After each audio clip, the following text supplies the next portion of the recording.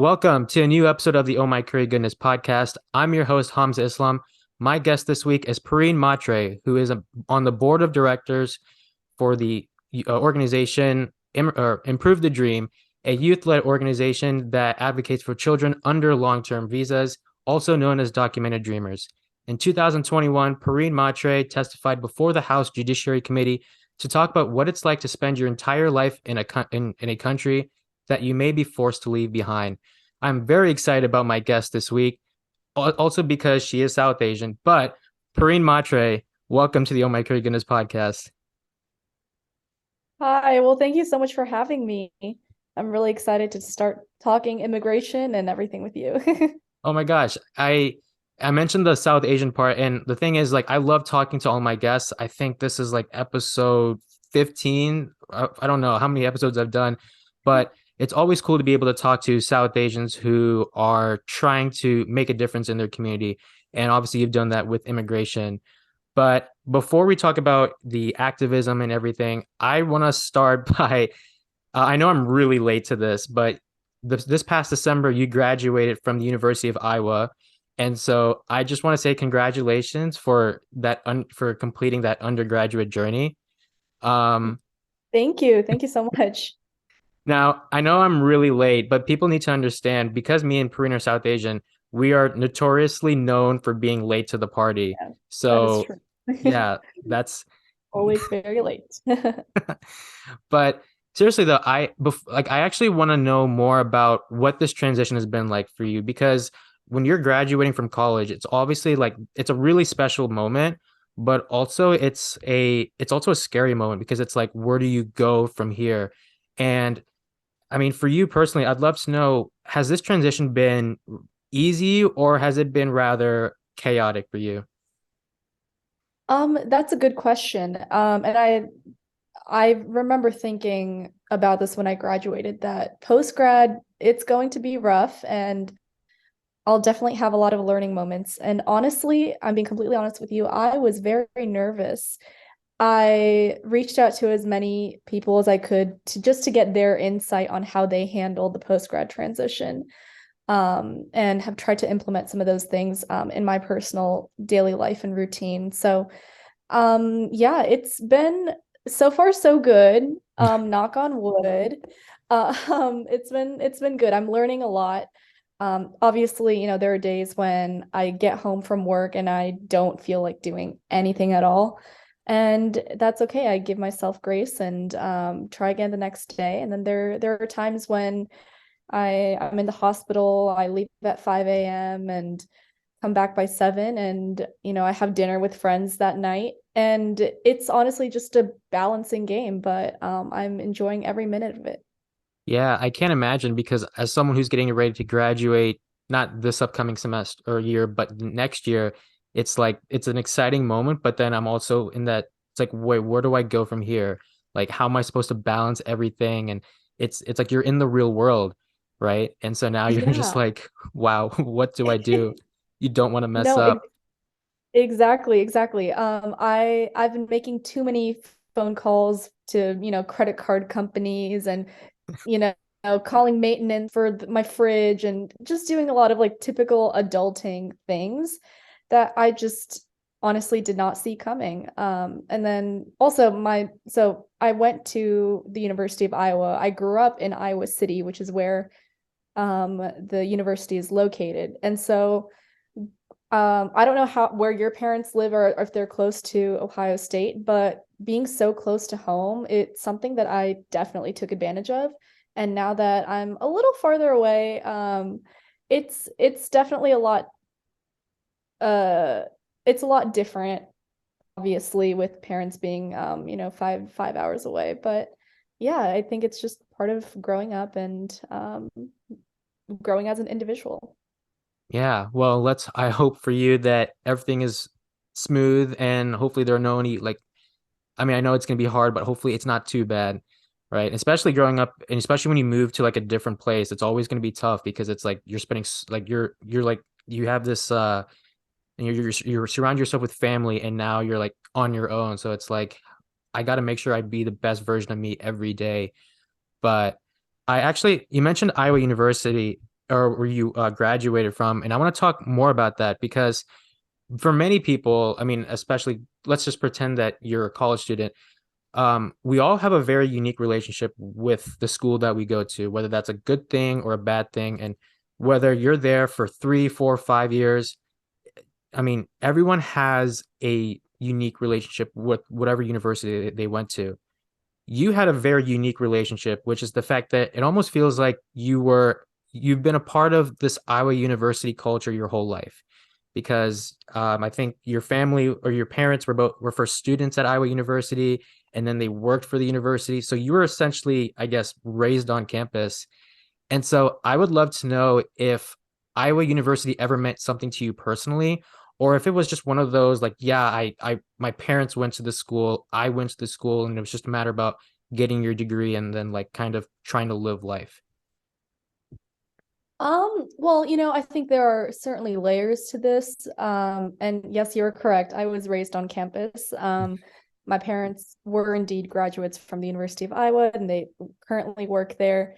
And my parents live about a 7 to 10 minute drive away from campus. And even when I was young, growing up, I would have memories of running across just the grass on the Pentacrest is just like this area of the campus. But and my mom she would teach German, and it like I just have very strong memories of growing up in that area.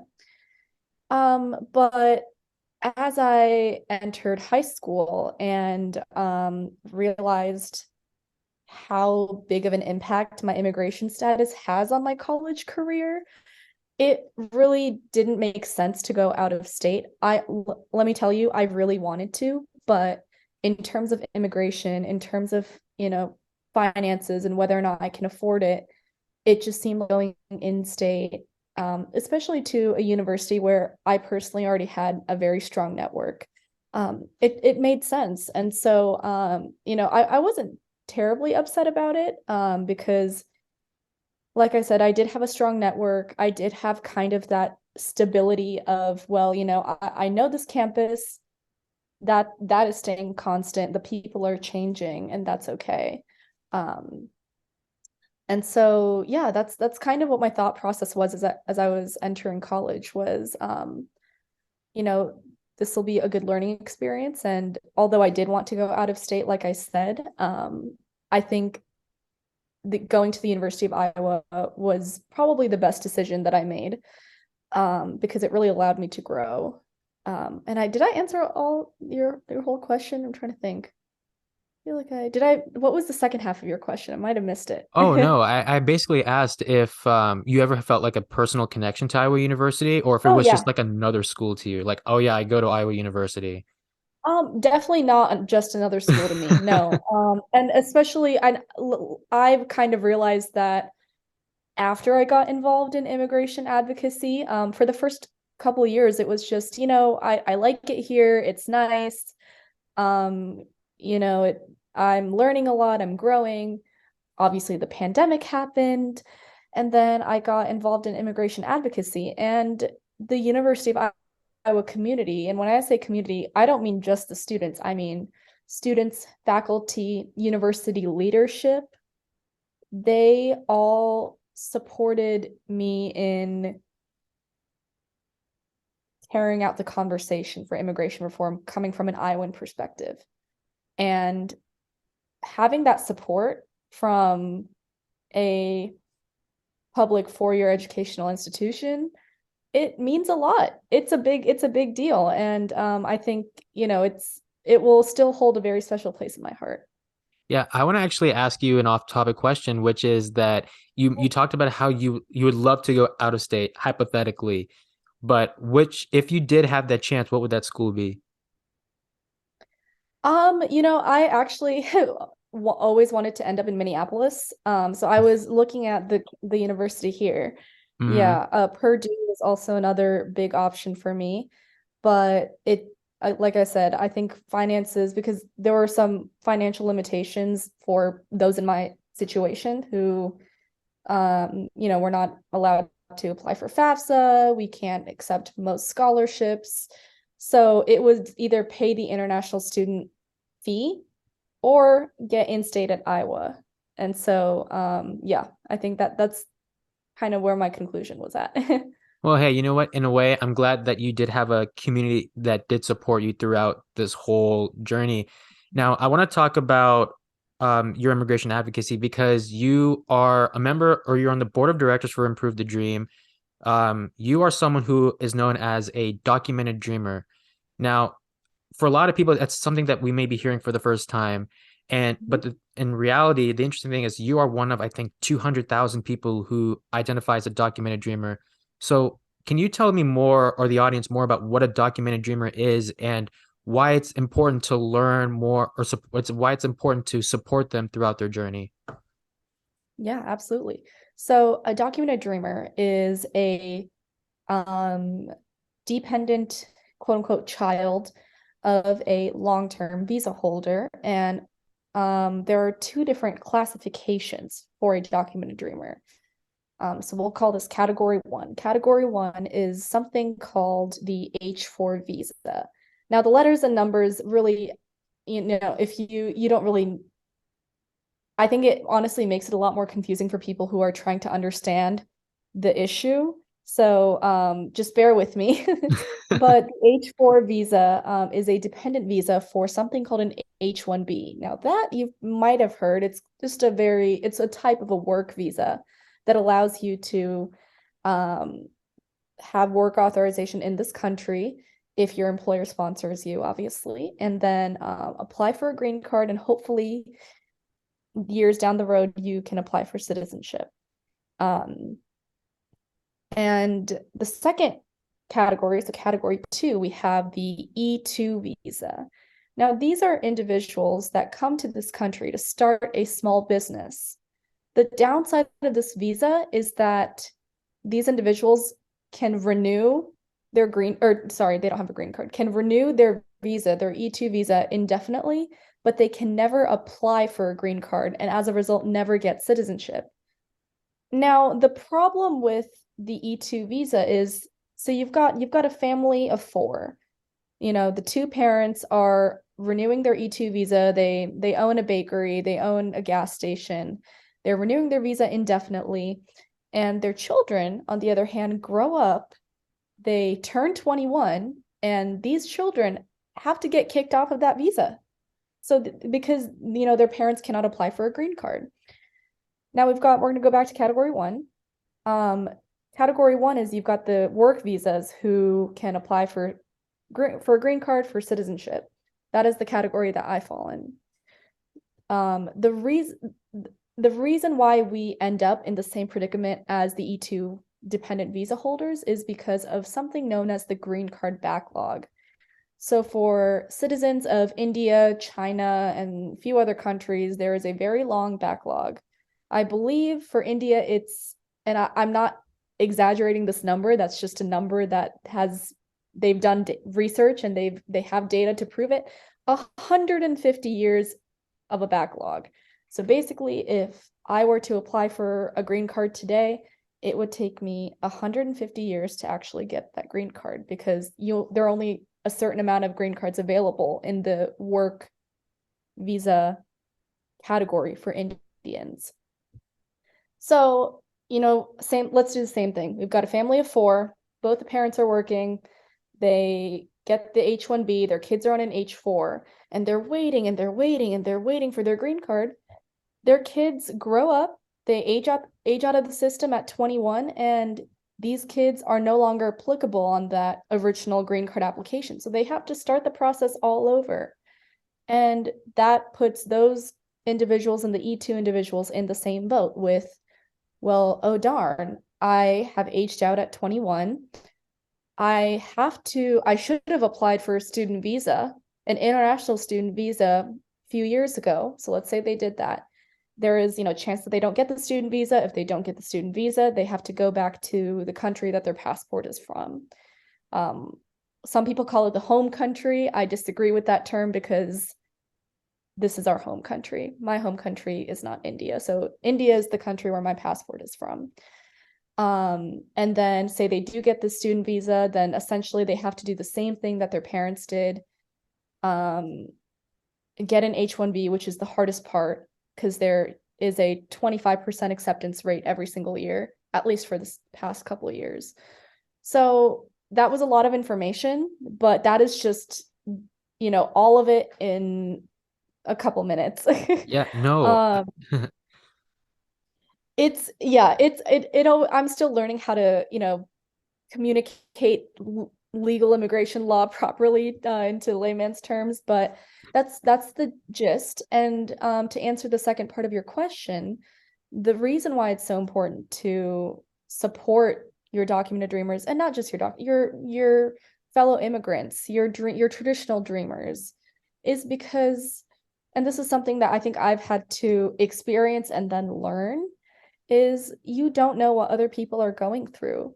Um, I I remember our Improve the Dreams language was included in a very big immigration bill that unfortunately did not end up passing the Senate, but it did pass the House. This was March of 2021. It was called the Dream and Promise Act. And I remember I'm in college, and this is kind of at the last leg, I guess, of the pandemic. And I'm sitting in my apartment kitchen and I'm tuned in onto C-SPAN. How many 21-year-olds watch C-SPAN? Not that Right? many. Right. And so I remember thinking, and I'm watching, them decide the votes on this bill, because if it passes the House, that's one step closer to me being able to get a green card. And I remember thinking, well, that's I no one around me can, like, because they all come from a place of privilege. I also come from a place of privilege, but in this case, it's not applicable. And so with that being said, you never know what people are going through. I think especially with the immigration system, there are just so many rules and backlogs and policies, and it becomes very expensive, and it's a huge burden for the family and for the individual. So yeah, I think, support your immigrants, support your traditional dreamers, support your documented dreamers. That's all I gotta say. Yeah, no, I think firstly, when you were talking about explaining the immigration system, I don't blame you in the sense that like it can be difficult to explain.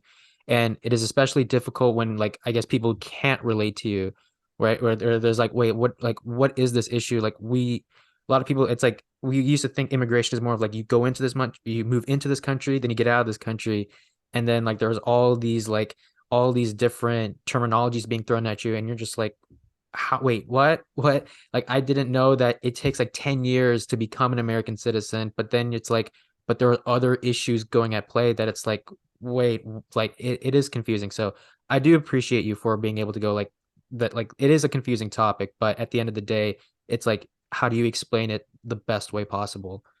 But Right. And I think this is something that I learned especially this past week. I'm quick little anecdote here. So I always realized that the reason why the immigration system doesn't get fixed is because it's just so hard to understand that people don't want to touch it. Um, and I that was the reasoning that I kind of told myself, but I never really saw it being discussed in front of my eyes. I was tuned into so the White House has like an AAPI advisory commission, and they have meetings every so often. And I was watching their meeting. It's on YouTube, but I was watching their meeting for this past week, and they were talking about I think they were talking about EADs, or sorry, work authorization documents mhm. for certain immigrant types.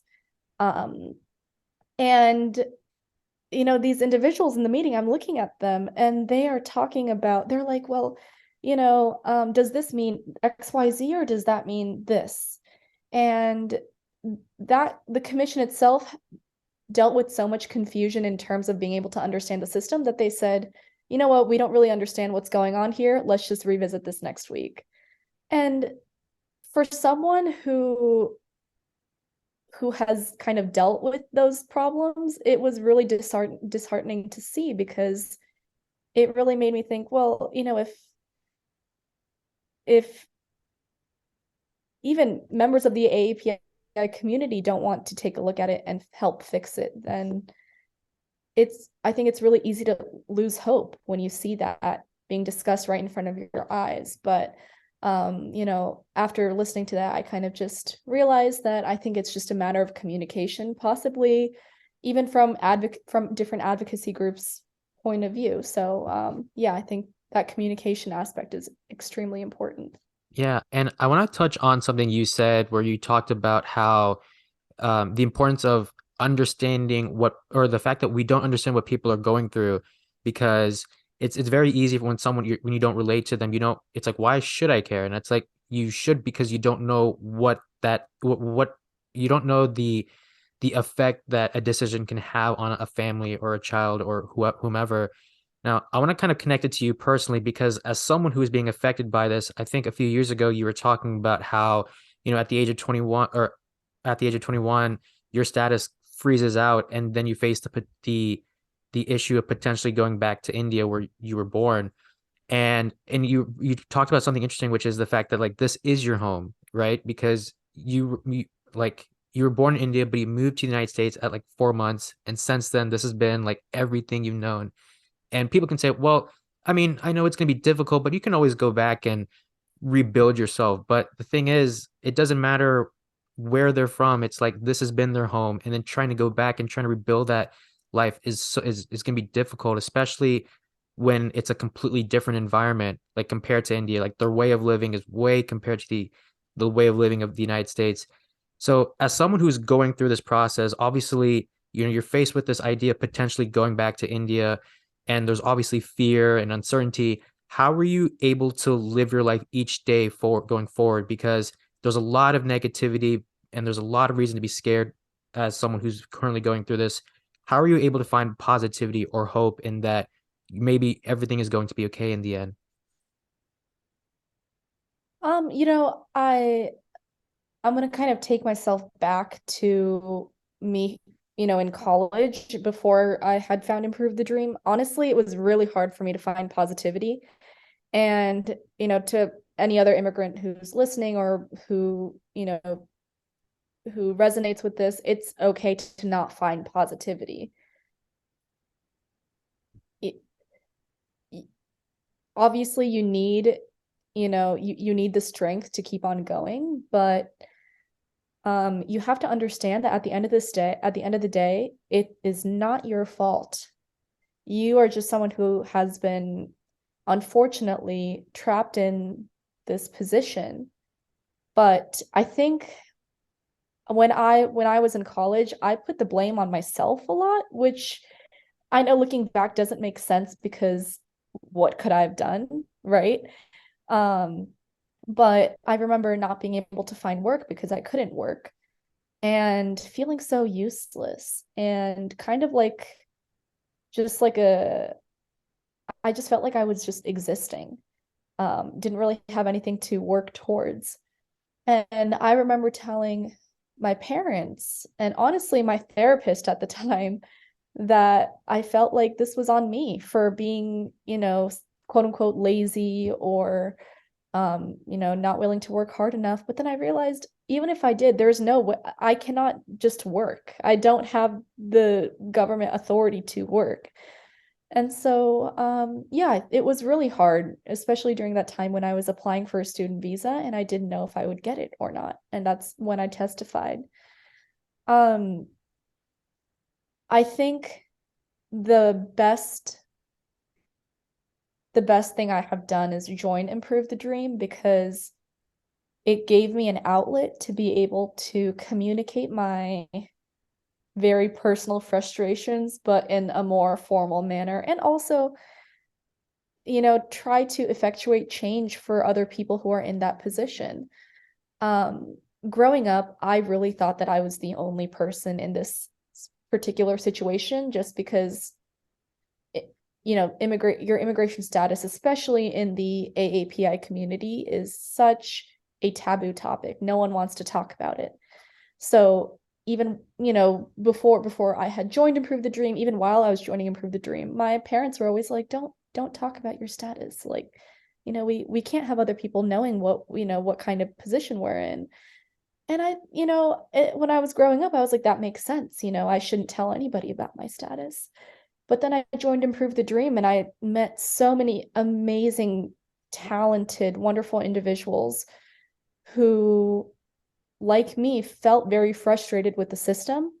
And meeting these individuals, it honestly empowered me to speak up. And sorry, mom and dad, but it did. And it gave me, again, another sense of community that I had. Improve the Dream gave a lot of us the voice that we so desperately lacked. And while we do continue to struggle with our statuses, knowing that we have the power to influence policy is, like I said, very empowering as young individuals. So I think going forward, that is the positivity that I kind of cling on to as well. I have improved the dream, Um, I have my community. Yeah, I think that's really one of the most powerful. That's really powerful because I think when we first met, we talked about the fact that you're facing a very like, I guess, like a monster in a way. I hate to use that term, but it's like, in a way, like, this is a really bad thing that could be happening to you. But finding a community, finding a group of people that are like you and that are fighting for people like you to stay in this country because you deserve it. Yes, it's scary, but it's like, it's less scarier because there's so many people behind you who are willing to help you and help other people reach their end goal. And the interesting thing about Improve the Dream, and this is where I first heard about you, and I talked about this in the introduction, where you testified before the House Judiciary Committee to really talk about, what it's like to live in this country, and the fact that, how much people's lives can change when or if they're going back, because it's not going to be the same for them.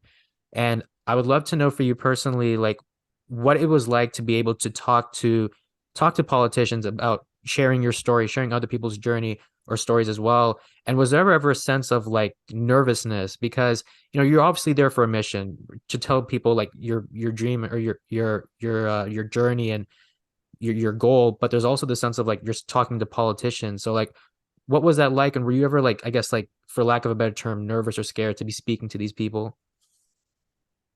Oh, definitely. Very, very nervous, very scared. Yeah, no, I won't downplay that.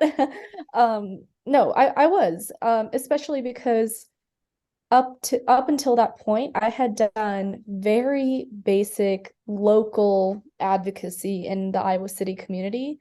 So going from that to like the federal level was it was a big jump, and I think the biggest part of it was so unexpected. And especially during that time, I was mentally going through a lot, especially as a result of my immigration status. Um, and it just so happened that,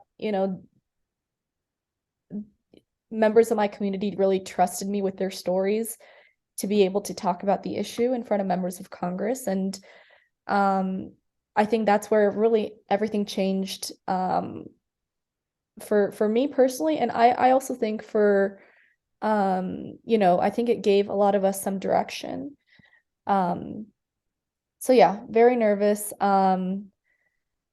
I I really hadn't done anything like that before. I don't know what else I would like. I haven't done anything like that before. So and I was in college, you know, it was very sudden. I had just turned 21, and so I had just aged out of the system, and I was on a tourist visa at the time.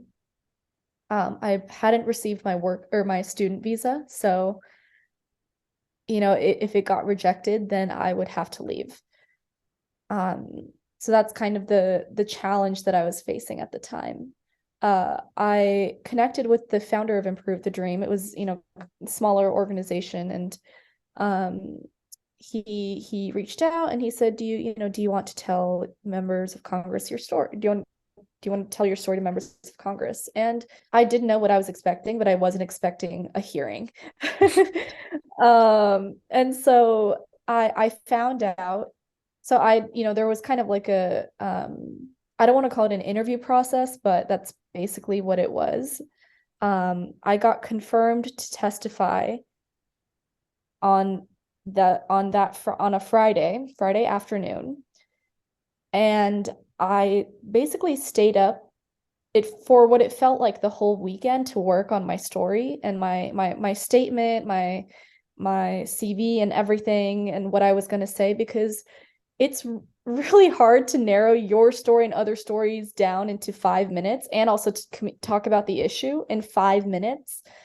And I had to turn in the materials that Monday morning. So Friday afternoon to Monday morning, I was just on my laptop typing away.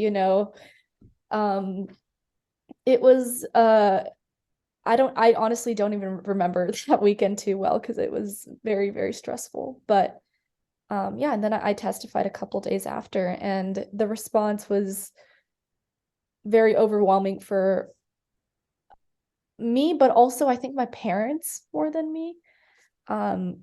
They came to this country, obviously, like many other families with very little monetary resources. And this is probably the last thing that they expected, is to see their daughter, you know, go through 21 years of being in this uncertain immigration status period, and then all of a sudden to see her testify on a federal level. Like it must have been a lot for them. My mom didn't even watch my watch my testimony, actually. I think was just too scared, and I completely understand that. So yeah. No, and one of the things that stuck out to me as you were talking is the importance of storytelling. And there was one thing you had an op-ed from Teen Vogue, and there was one thing you said and it was so powerful, which was, you may not be an American on paper, but you're an American by heart. And that quote, it was just like, you really are able to put yourself in other people's shoes or understand, like, what it is like to really be Pareen Mhatre on a day-by-day basis. And so for this podcast, I've always been vocal about storytelling and vulnerability. But I would love to know for you personally, and as cliche and cheesy or whatever as it may sound, I'd love for you to talk about how important it is, what the importance of storytelling, how important it is to talk about a person's story. Because, yeah, people might look at it as just, okay, it's just a person's story. But when it's especially about things like immigration and like how much a decision could impact a person's future, storytelling is one of, if not the most important thing when it comes to understanding a person fully. Yeah, no, for sure, for sure. Something that I try to tell everyone is storytelling is the ultimate foundation of advocacy. So if you want to see something change in the future, get your stories down. Talk to other people in the community, because these individuals can really bring together a very strong argument for, passing XYZ. Not only that, not only just advocacy, but I think even just as a community, um,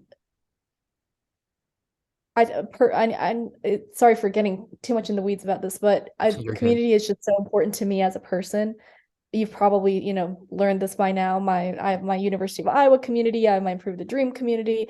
I think they're just so important. Um, and I think they not only make the individual more grounded, but I think that makes the community feeling a lot stronger. And so, yeah, like I said before, storytelling is the foundation of advocacy.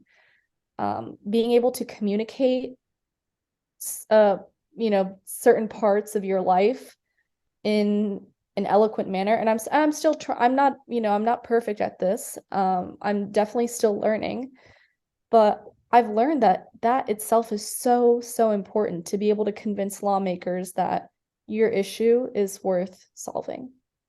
Yeah. No, I love that. And I know that you've been through so much and you've done so much, especially for Improve the Dream and giving people a chance or giving a spotlight to people that um you know that need that spotlight because they do matter. Now, I want to talk a little bit about the future for you because you've because you talked about in the beginning how you're in like this medical field and that's something you want to do, but you're also in this immigration activism as well. Where do you see yourself going? Is there something do you like do you hope to do more immigration activism in the future, or is it kind of like a struggle because you mentioned like your little daily routine with your job, and it's like it's very hard to balance everything. So what does the future look like for you personally in terms of activism? Yeah, well, I don't think that I will stop immigration activism until we get it done. Um, my parents also ask me that, funnily enough, probably every week, like, so now that you're in your job, or is this still like a thing? And I was like, yeah, actually it is, because I told them my story, what I've gone through, it's still very much me, and it's still a part of me. Um, and so I think it's really important to not give up, because if you give up on the issue, then that means that you don't really believe in it, right? And so, and I do believe in this issue, and I do believe in the Improve the Dream team and the community. So, while the past couple months have been difficult with trying to balance my full-time job, like I've said, it's not a typical 8 to 5, 9 to 5. So, it's been a bit of a struggle, but I think it's just all a part of post-grad growing, and just that period where, you're just trying to balance everything. But yeah, the plan is to continue until we get it done. Yeah, no, I think yeah, it is always it's funny how you talked about how it's like parents are like, so now you kind of reached like a goal. It's like, are you done? It's like no, because um there's still so much work to be done. And you might be in a good position, but the fact is that there are thousands of people who are scared for their lives and who knows what could happen in the future. And Exactly. yeah, go ahead. Yeah, and I what you said it perfectly. Yeah, I really remember growing up and literally fearing for my life, but not being able to talk to anybody about it. And the last thing I want is to have another younger, 14, 15, 16, 17-year-old child to have to navigate that. And there are more than 250,000 individuals who are going through this, and um it's really important to stand up for all of them. There's one thing I've learned about you is that obviously we're both South Asian, so I guess that's one thing we have in common. But the fact that there we have the one of the things we have in common is that the importance of community, it's the importance of storytelling, it's the importance of understanding what it's like to be in someone else's shoes, because ultimately you and I, and like many other people, are human beings. And whatever happens, good or bad, can affect a person for the rest of their life. And I know I sound like a broken record when I say that, but like I think you can definitely agree to this. It's where it's like if they do go back to where they were born, their life changes um, um forever.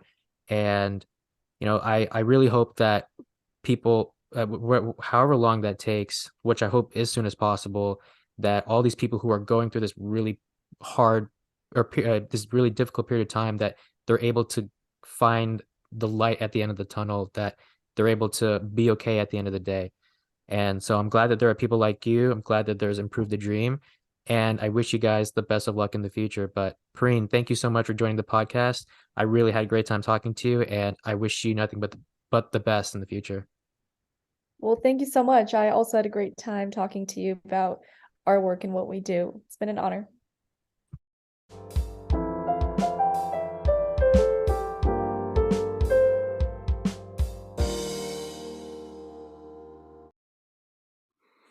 Thank you guys so much for listening to this episode. If you like what you saw, feel free to subscribe to this podcast on Apple Podcasts, Spotify, YouTube, or wherever you get your podcasts. And also, feel free to follow us on Instagram at the OMCG Podcast for more information on guests, preview clips, and more. Please continue to support this podcast. I really do appreciate all the support I've received throughout these past few months, and I can't wait to see you guys in the next episode.